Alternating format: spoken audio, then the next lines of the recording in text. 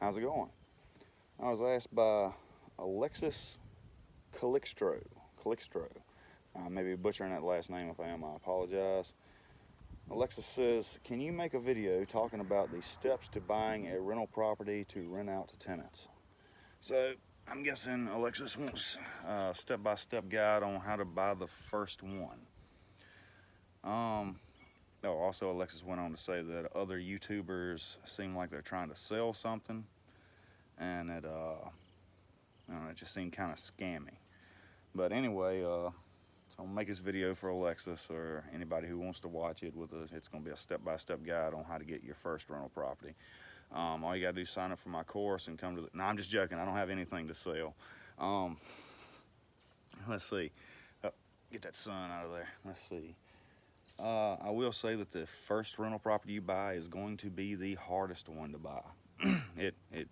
It's just, that's just the way it is. I mean,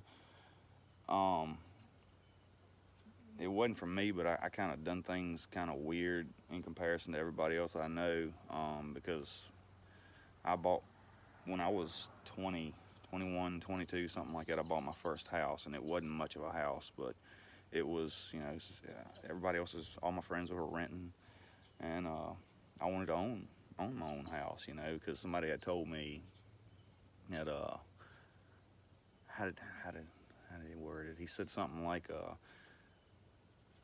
owning your own house was the best investment you could make, and I kind of took that to heart.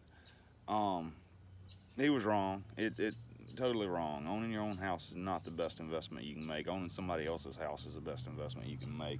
On your own house, it's a liability. It's not an asset, as everyone knows, I'm sure.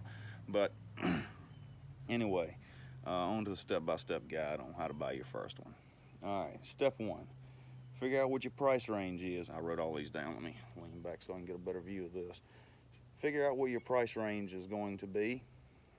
All right, so you're looking around in your market, and there's probably houses, kind of low-grade houses, and then kind of houses that are just a ridiculous amount of price, and then there's ones that's in the middle. You're going to want to study the market, figure out what these houses will rent for, figure out where your money's going to come into play at, where are you going to get your cash flow from. Them high dollar houses, you probably ain't going to make no money off of them unless you're doing like vacation rentals or something like that. And there's some of them around here. Look at my double chin. Golly, I'm getting old. But yeah, if you're doing vacation rentals, I really don't know anything about that. I'd like to learn a little bit about it as time goes on, but as of right now, I don't know anything about it. Let's see. The mid-range houses, those are probably ones they're nice houses. You could buy them, it'd be turnkey. You buy them, get a tenant in them right away, and you start making cash flow immediately. The low-grade houses, they probably need some work done to them. They might be in a bad area. If they're in a bad area, I'd go ahead and avoid those unless you're planning on buying a whole block up and just making the bad area not a bad area anymore. But that's not what we're getting into today. Today we're doing one house, the first house.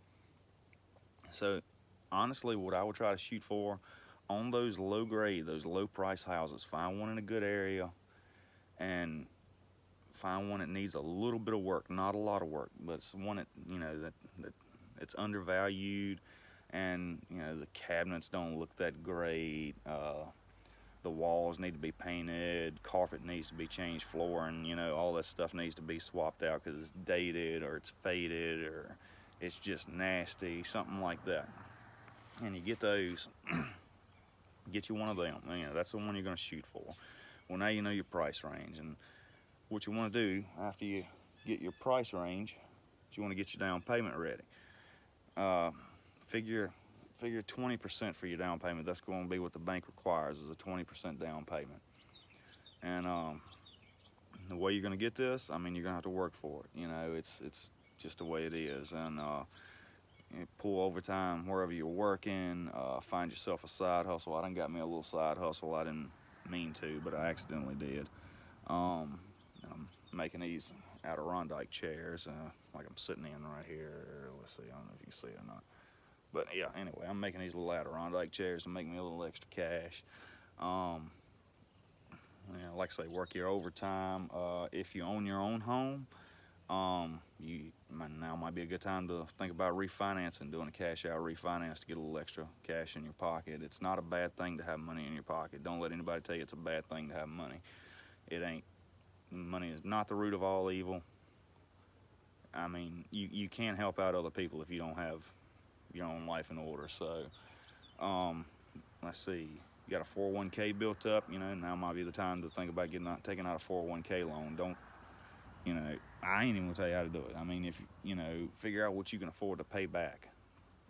And, now, the 1 year, 2 year, 3 year, 4 year, 5 years, however long it takes you to pay it back, if you can take out the loan, get a rental property, and the cash flow from the rental will be more than what you're paying back, then you're making money. Let's see. Pick up an extra job. Take a second part-time job if that's what it takes to get the money right. And that's step 2 is get your down payment. Step 3, set up an LLC. All right. Now the way you go about doing this, the same lawyers that's going to be doing the closing, they will set up an LLC for you.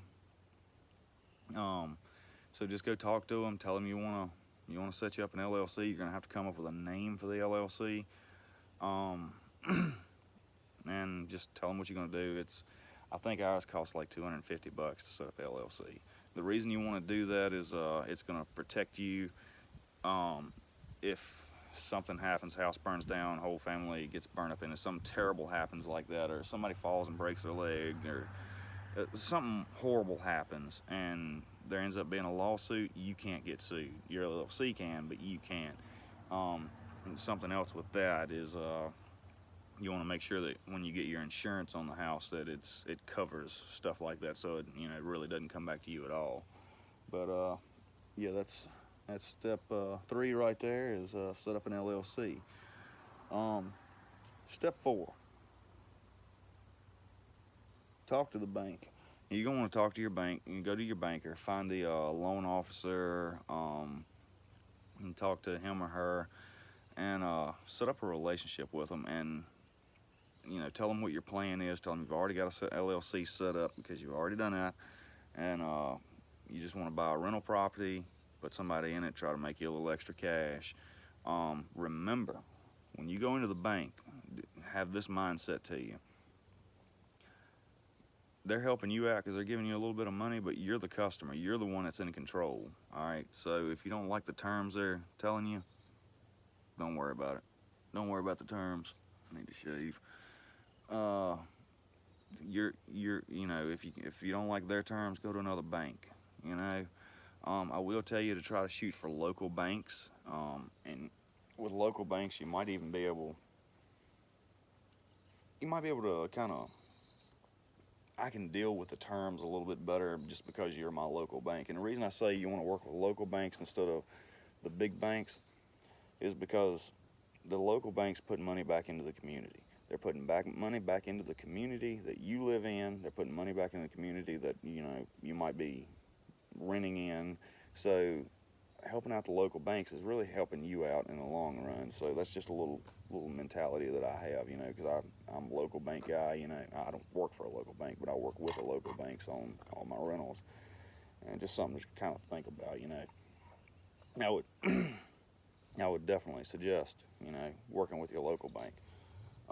Step 5, find the property you want to purchase. Now, when I say find a property, this is the way I do it. I'll go to realtor.com, I go through and I run numbers on, God, when I'm ready to buy one, I'll run numbers on 40 or 50 properties. And this is to buy one. I'm gonna run numbers on 40 to 50 properties to buy one house. Out of those 40 to 50, I'll take maybe 5 or 6.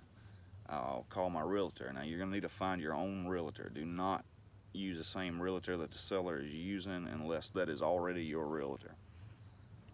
But yeah, I found my realtor. Find somebody you can get along with, somebody you like their personality, they're friendly, and tell them what you're doing. Oh, they'll love you. I mean, me and my wife, we love our realtor. She's awesome. She's like family to us now. But you know, and you got to build these relationships along the way. So anyway, you get down to about 5 properties that you're like, all right, the cash flow on these is good. They need a little work, and I'm gonna tell you why you want to buy the ones that need a little work in a minute. But you get your realtor to show you the 5 houses you done come to like and come to terms with. These are the ones I like, and go in them, because if you don't go in them, you're not gonna smell the cat pee all over the house. It's just, you know, the pictures on the internet does not do things justice. I found a house down the road here. I mean, I could almost hit it with a rock right from here. And on the internet, this thing was beautiful. 2-bedroom, 2-bath. It was just gorgeous, and a little cash maker, man. I mean, this thing was a money maker. We went down there and looked at it. It's got 2 bathrooms. They're right side by side. I mean, you know, you walk out the door to one, turn 45 degrees to the right and walk out the other one. I couldn't find 2 bedrooms in that house. I couldn't find a bedroom in that house. It was a kitchen, a den, and a living room. I didn't see a bathroom a bedroom anywhere in this house. So you gotta go see them. I mean, because pictures can be deceiving.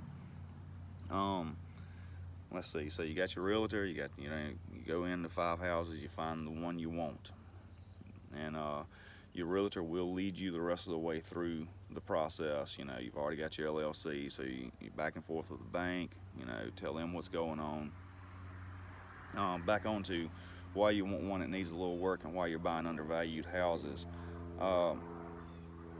This is going to be your second, maybe your third house. You're going to need that extra oomph right there, if you will.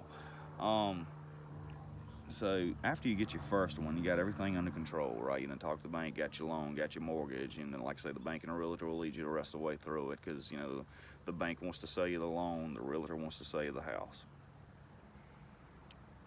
You know, you repeat the process to get, you know, maybe your second or third one. All right, we'll say second one. So you're going to repeat that process. You're going to get your capital back up, you know, so you have your down payment. It's going to be easier now because you have cash flow from that first rental. But also, the reason I was telling you to get the undervalued house, you buy it, it may already have a little equity in it. You start fixing stuff, you're adding equity to it. Over the next 12 months, you're going to be knocking that payment down, knocking that mortgage down. So you're building equity in that house.